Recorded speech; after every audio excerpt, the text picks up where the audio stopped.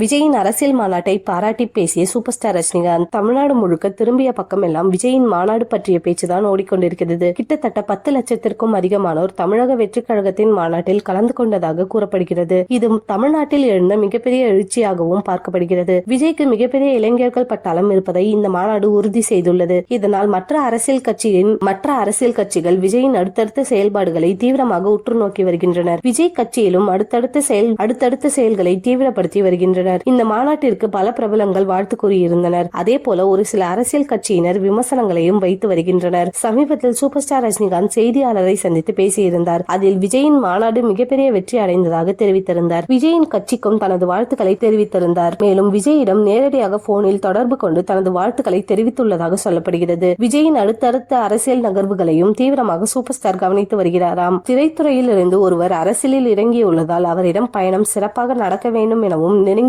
வட்டாரத்தில் கூறி வருகிறாராம். 2026ஆம் ஆண்டு தேர்தலில் தமிழகத்தில் மிகப்பெரிய மாற்றம் இருக்கும் எனவும் கூறப்படுகிறது.